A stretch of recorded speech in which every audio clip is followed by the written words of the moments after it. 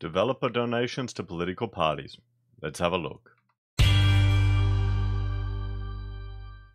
Good morning, everyone, and welcome to this episode of High As It Says.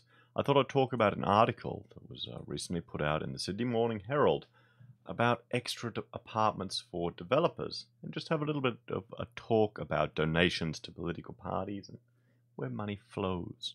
Now, this is relevant because there's a New South Wales election happening right now. So the state government alters plans for a proposed housing development in Sydney's inner west in ways that would allow a property developer whose general manager has made significant political donations to build at least another 600 apartments and probably many more.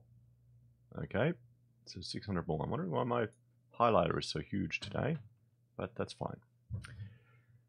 Changes to the so-called Rhodes East planned precinct on the Parramatta River were favoured by Liberal member for Drummond, John Sidoti, the recipient of at least one of those donations. Oh no. So let's just, Jacob's doing a good job here of framing an argument, and he's putting it forward that there's a potential conflict of interest from politicians receiving donations. I would just put it out there that, maybe they don't even know where all the donations are coming from, and that developers and politicians, particularly on the Liberal side of things, would swing in the same circles. Guaranteed. They'd be meeting at the private clubs, so they'd be friends with similar friends, and it would be in the best interest for someone who, maybe is pushing for development and business to support a political party that is even slightly more in favour of development and business than the alternative major party. But no, it's all evil. Under previous plans released by the Department of Planning and Environment in September 2017, following more than a year's consultation, residents could see proposed building heights encompassing 3,600 apartments east of the Rhodes railway station. But changed plans released in December 2018 included no suggested building heights or floor space ratios, while the scheme was expanded to add 600 apartments on land controlled by developer Bill Berger, west of the Rhodes station. For obvious reasons, they haven't put out the FSRs and heights, said Mr. Sidoti of the new plan. It's the last thing you'd want to do before an election. Okay, but let's just discuss this a little bit. So you've got I'll do, you can see that on the screen. Got a little, train station here. I'm trying to draw with a mouse, okay? So I know I'm an architect, but I'm a computer architect, guys. That's the type I am. So you got a train station here, and you got a badly drawn train line, and you're pushing for, or you've got a development right on one side of the train station. We'll color that in. I don't know why that's so big. Actually, you know what? I don't like that. I'm going to do this. You've got a development here on the train station. Now, this is what's called a transit-orientated development. Why is that, you ask? Well, it's to reduce the burden on, say, what we've got here. We've got another thing called a road. And because it's Sydney, you've got 5 tolls in front of your apartment building that you need to pay just to drive on the road. I'm being facetious there, but you get the point. The idea of developing around these train stations and increasing the density around them is to encourage more people to use these facilities. So you may just jump on this bandwagon going, wow, they allowed another 600 there for that donation. We're going to find out that donation is a bit of a joke, how much it is. The developers just corrupt and dodging the system. Now, that's one way to see it. How I would see it is that we've got an opportunity around a train station to increase development, to make use of this utility infrastructure, this existing infrastructure, and reduce the strain on other infrastructure. So there would be the government will be pushing, and the departments will be pushing to increase the density around these ones, and would find any way they could. I would be shocked if they would even need any incentive or donation to even do that. And it makes a whole lot of sense from a designer's perspective. if you've got people who are living on the train line in an apartment, they can jump into the city, they can jump out of the city, they can, they don't need to use their car as often, particularly if, you're at that stage of your life before you've got the kids and you want to live close to the city, fine. Or if you've only had 1 or 2 children, you don't need the big garden and the backyard. This may be suitable. So that's just my interpretation of it. That's what I would argue, reading this. But we'll see. I'm sure it's all corruption. Craig Stubbs, identified in the public document as Bilbergia's general manager, has donated almost $90,000 to both Labour and Liberal parties in the past 3 years. So, wait a minute. Okay, so 30 grand for 3 years through his company, Bossy Blue Proprietary Limited. The donations included $4,700 to the Drummond State Election Liberal Party dinner, the Drummond State Election Party dinner in June 2018. Guys, hang on, I need my coffee. Mr. Sidoti said he knew Mr. Stubbs, but did not know he worked for Bilbergia. So, he donated 90 grand over 3 years, which frankly sounds a lot, but isn't. If it's costing 4,000, that 4,000 grand, 5,000 grand for it's probably just the table to a dinner. And I would be shocked if he didn't, if he couldn't write it off as a business expense and used it as a networking opportunity with other people he knew to go along to these things. And he donated it to both sides of both major parties, the Liberal and the Labour. Okay, so is this is this article being framed to be against any development, against any densification around railway stations and creating new things? Because that's how it seems. And to me, as an architect, I would push that you want to get greater density around the infrastructure. You don't need apartment complexes or blocks or units in suburbia. You need it around the bloody train stations and the train lines.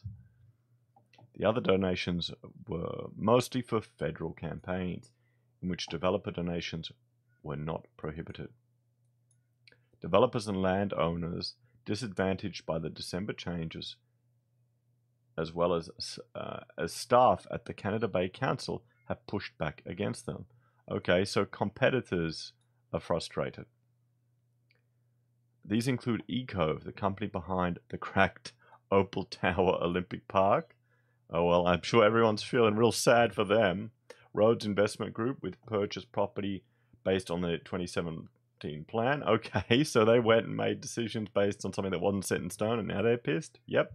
And the Royal Freemasons Benevolent Institute. Okay, so the Freemasons.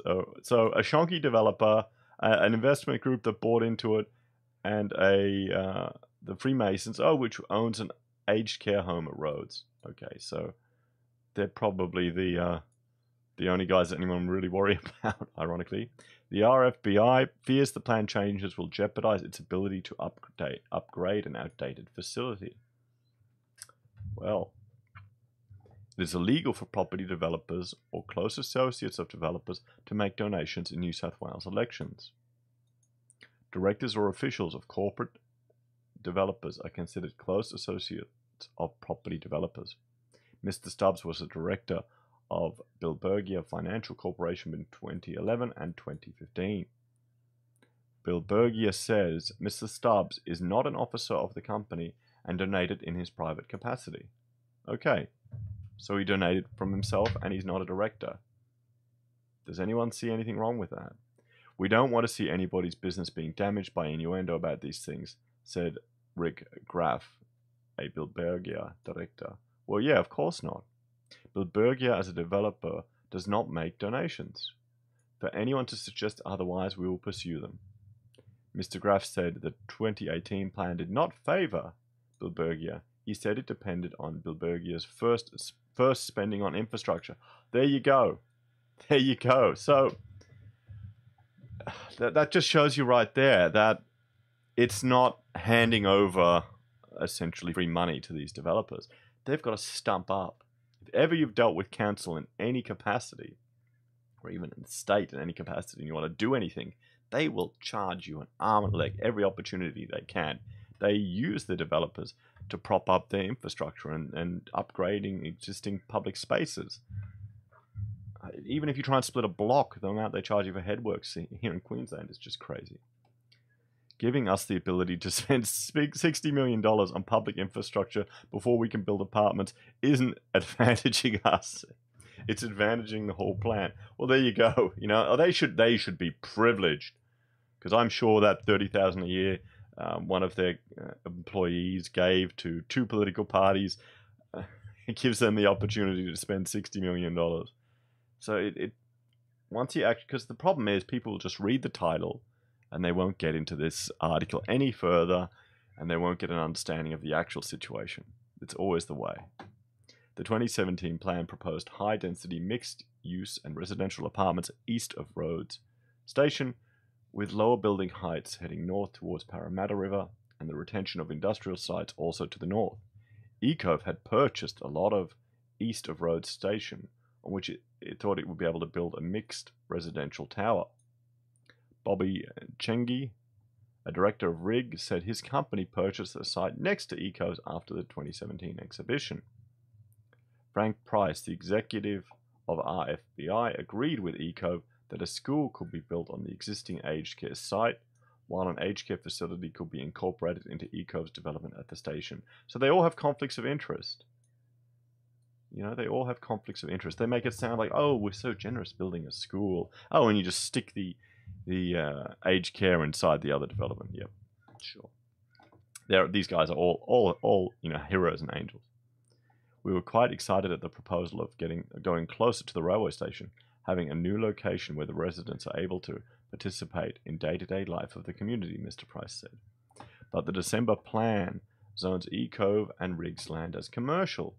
Well, okay, just make an application to have that changed. Put an argument forward. Ecove said this would be unviable as its site does not have large floor plates and car parking levels required in roads.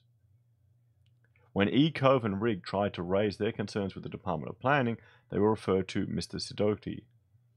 A spokesman told the Herald, the local community has expressed concerns about keeping jobs at these sites through the local member. Although the government has not committed to an agreement with Bill Berger, the developer has proposed a $360 million voluntary planning agreement to help fund an upgraded train station, a new school, and open space. Mr. Sidoti said the updated plan was better than the previous proposal because it included more infrastructure. The last one was never going to stick to 3,600 dwellings, he said.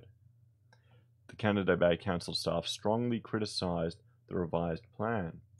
A report last month said the added 600 apartments in Rhodes West raised questions in transparency and land owner influence. New South Wales Labor and Liberal said they complied with campaign finance laws. So, what do you think? Do you think that it's do you think that the 90 grand influenced this decision? Do you think they're trying to create do the old where there's smoke there's fire argument? Do you think spending $60 million on infrastructure to get your development off the ground is a benefit? Or do you think, you know, the politicians and the members are being smart in how they can leverage development for public space and infrastructure? Guys, let me know what you think in the comments. I'll be looking more at this election and more at this type of thing. But yeah, take care. Like, share, and subscribe to help the channel grow. Ding the bell if you want to see my daily updates. And I'll see you all again tomorrow. Bye for now.